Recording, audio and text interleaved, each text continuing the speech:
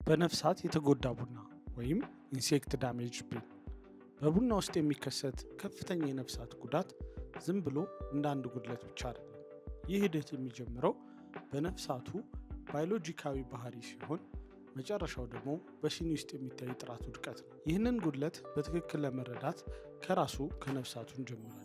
በቡናው ላይ ከፍተኛ ጥፋት የሚያደርስ ነፍሳት የቡና ቦረር ወይም ኮፊ ቤሪ ቦረር በመባል ይታወቃል። ይህ ነፍሳት በቀጥታ ወደ ቡናው ቼሪ ውስጥ በመቦርቦር እንቁላሎቹን በዘሩ ውስጥ ይጥላል። የነፍሳቱ እጮች ኢንዶስፐርም የተባለውንና በኋላ ላይ መጠጥ የሚሆነውን የዘሩን ክፍል ይመገቡታል። ሌላው በምስራቅ አፍሪካ በብዛት የሚገኘው ነፍሳት አንቴስቲያ ወይም አንቴስቲያ በግ ነው።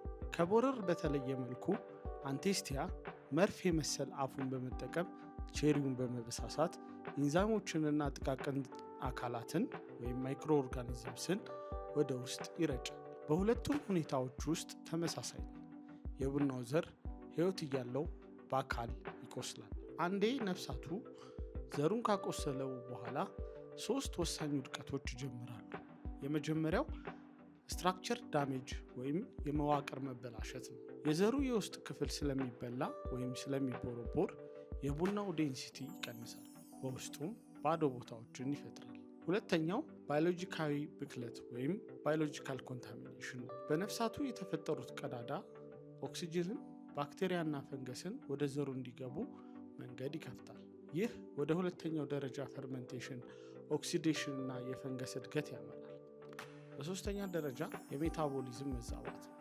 ተክሉ በዘሩ ውስጥ ያለውን ያተነፋፈስ ሂደት መቆጣጠር አይችልም። በዚህም የተነሳ መደበኛው እድገት ይቆምና ኬሚካላዊ ሚዛኑ ይባክናል። ማሳሰቢያ፣ የነፍሳት ጉዳት ብዙውን ጊዜ እንደ ጥቁር ፍሬ፣ ኮምጣጣ ፍሬ ወይም የፈንገስ ጥቃት ላሉ ሌሎች ጉድለቶች መከሰት ዋነኛ መነሻ ነው። የከፍተኛ ነፍሳት ጉዳት ያለባቸው ፍሬዎች ጥልቅ ቀዳዳ፣ ዋሻ መስመሮችን፣ መደበኛ ያልሆነ ቅርጽ ይኖራቸዋል። ላይላቸው የተሰባበረ ወይም የተሰነጣጠቀ ሊመስል ይችላል። ሲሰነጠቁ ደግሞ በውስጣቸው ባዶ፣ የጠቆረ ወይም ያልተመጣጠነ ሆኖ ይገኛል። በኤስሴ የምዘና ስርዓት ይህ ፕራይመሪ ዲፌክት ወይም የመጀመሪያ ጉድለት ነው። አንድ ከፍተኛ የነፍሳት ጉዳት ያለበት ፍሬ እንደ አንድ ሙሉ ጉድለት የሚቆጠር ሲሆን በስፔሻልቲ ደረጃ ቡና ውስጥ አንድም እንዲገኝ አይፈቀድም። መቁላት የነፍሳትን ጉዳት አይፈታውም። እነዚህ ፍሬዎች ዴንሲቲያቸው አነስተኛ ስለሆነ ሙቀትን በፍጥነት ይወስዳሉ። በዚህም ምክንያት ውስጣቸው ሳይበስል ውጭው ይቀራል። ይህም ወጥ ያልሆነ አቆላልና ያልተረጋጋ የሙቀት ጉዞ ይፈጥራል። በሲኒ ውስጥ ከሚከሰቱት መጥፎ ጣዕሞችን ያስከትላል። ባዶ የጣዕም ስሜት፣ የእንጨት ጣዕም፣ እንደ ወረቀት የሚመር ስሜትና የቆሸሸ የፈርመንቴሽን ጣዕም ይኖራል። የነፍሳት ጉዳት ዝም ብሎ እንደ አንድ ጉድለት ብቻ አይደለም። ይልቁንም በርካታ ውድቀቶች ወደ ቡናው የሚገቡበት ደጃፍ ነው።